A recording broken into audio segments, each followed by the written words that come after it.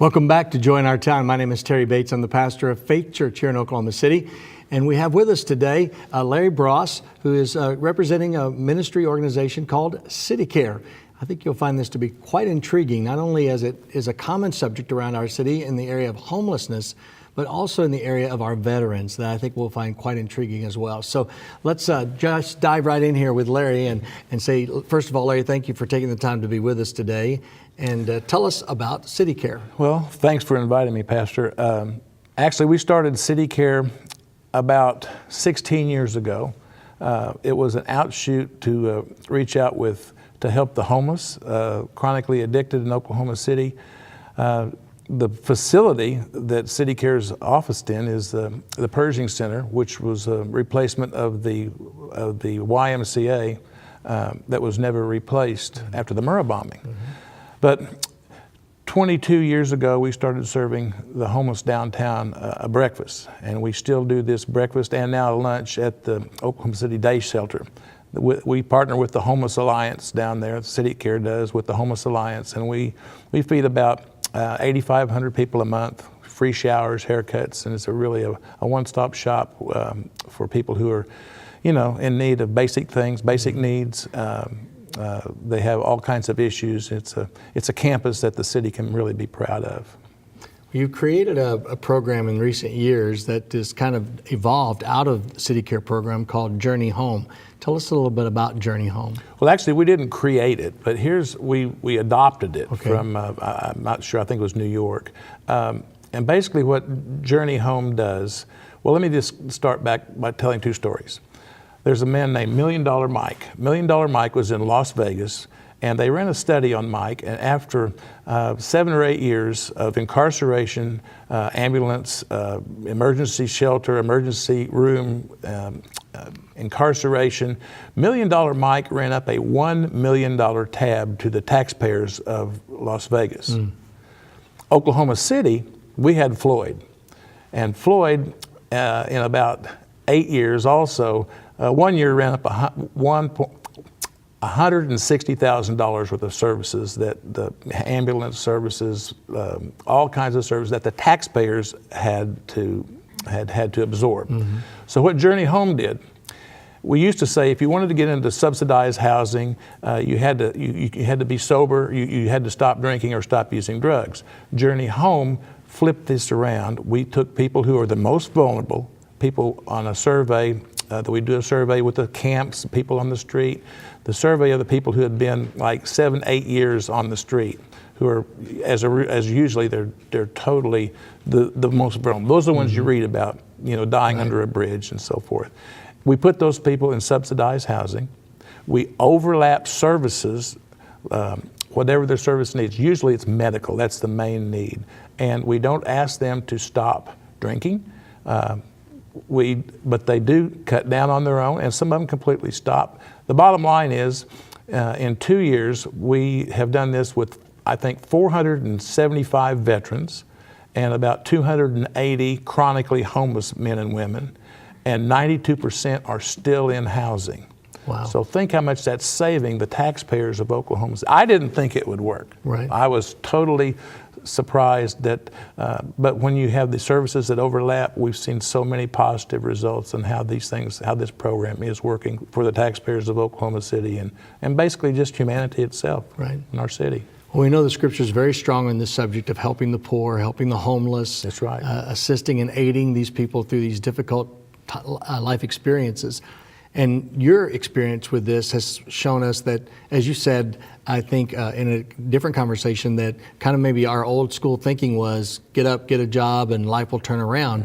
But there's a little bit more to the story than that, isn't there? Mental illness is so pervasive with people who are homeless and on the streets. Basically, I didn't realize that until I started working with this population. Of course, Jesus said, the homeless, the poor will be with us always.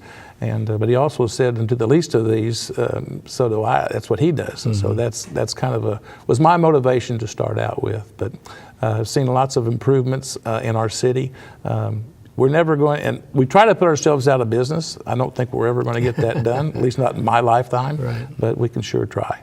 what role does the gospel, what role does maybe scripture or ministry, other than housing, food, those kinds of human services, but what about spiritual services? How does City Care incorporate those aspects? Well, we try to lift up the inner man. Basically, people need to know that they are loved and they are cared about. Now, in my experience, I've found many people at one time were true followers of the Word, but they drift off, usually with addiction. And then their mind drifts off. But you try to bring them back to that there's somebody that always loves them, that never leaves them, and they accept that. But it takes time. You have to break through the barriers sometimes that the enemy puts up. Talk to us, because you mentioned a very significant number, 400 and something of these people, more specifically, were veterans. Yeah. So talk to us about that, because it's kind of hard for us, really, as Americans, to believe that someone could go out, serve in the military. You would think that structure of life and all those experiences would kind of equip them to come home, but boy, it really has an overwhelming effect on them with PSTD and things of that. PSTD is really pervasive with the veterans coming back, not just physically, but mentally and emotionally. Like I said, we have, in the last 2 years, through Journey Home, we've been able to house 475 veterans. And there's still, I think, almost 200 that are still needing housing. The need for affordable housing in Oklahoma City is incredible. For example, it takes an average person 72 hours working at McDonald's, minimum wage, to afford a one-bedroom apartment in Oklahoma City. And that's just not acceptable. Now, the veterans have many things that can help them. I personally, we're going to start here pretty soon on a fundraising project to start housing veterans in the neighborhood around our Pershing Center. Right. And look forward to doing that. But these guys, they've served their country and they deserve affordable housing. Right. So kind of describe for me someone that is homeless, they learn about City Care. What's it like from the point that they become aware of you, how they get involved, and what opportunities are available to them through City Care? Okay, we work with the Homeless Alliance. The Homeless Alliance has the resources. It's called the Resource Center. It's on a campus on 4th and Virginia. And the Homeless Alliance has things like medical, healing hands, dental, legal aid, family with children, mental abuse, mental disability. And those professionals from those organizations are housed in the Homeless Alliance campus right next to our day shelter, where the people come in off the street from the neighborhoods needing these services, needing this help. They can combine the resources with the need, with the people right there at this facility that we partner with the Homeless Alliance in Oklahoma City. So City Care has been doing this now we started out feeding the homeless, this homeless whosoever will may come breakfast, and it's expanded now into a service that's used by many of our people in Oklahoma City. So as a part of the program, is there classes and support groups, or are you focused primarily on the housing, and other agencies that you align with provide more of those services? Yeah, we have AA meetings, we have art meetings, several things to bring these people to get them off their problems, basically. And there's many services that are available. They just need to contact either the Homeless Alliance or City Care through 609-2400, and we will provide, or we will show them what is available to these people and how they can get some help. Is there a time frame or a time limit as to how long they can be associated with you in terms of affordable housing? No, it used to be the Pershing Center, which is where my office is that was built to replace the YMCA, was a transitional housing facility. You could stay there for up to 2 years. Just this last year, we have converted our 60 rooms into permanent housing. We do our own in-house drug testing. We have case managers on staff, then we have permanent housing that we've also developed. We've built 32 duplexes and 12 new houses right there it used to be Mulligan Flats, and now it's West Lawn Gardens. And we want to continue to build not only for people who are out of homelessness, transitional housing, and permanent housing, but also veterans. That's my next goal, is to build some more houses down there, because I have many empty lots that we need to build on.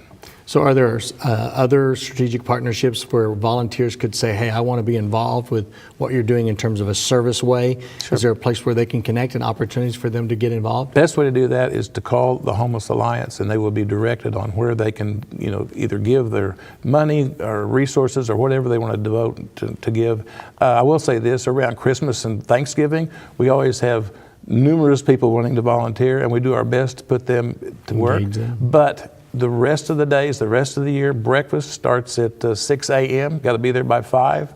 That's pretty hard for some people. But we also have lunch now, and we're feeding about 300 a day. So we can always use their help with our kitchen work over there at the day shelter. Fantastic. So all through the year, you're providing the breakfast and the lunch through the day shelter. Yeah, 5 days a week. 5 days a week, Monday through Friday, obviously. And so it's tremendous opportunity for churches, organizations that they would like to come align. And as you said, we know that there's always a heightened awareness to these opportunities during holiday season, but boy, the need is continuous all year long. So if you could probably maybe think about one thing that our viewers could think differently or think that more positively about doing to help aid in some way. We're not talking about financial, but what do you say the people of Oklahoma City could do, whether it's understand better, pray more, what kind of thing could we help? I think right now one of the largest needs that I see is affordable housing. Like I said, it takes a woman with a child, it takes to get a one bedroom apartment. If she's working minimum wage, it takes her, 62 hours of work just to afford a one bedroom apartment. I think housing is a huge need for our people to, get stable again and be a provider in our economy, being a good working citizens.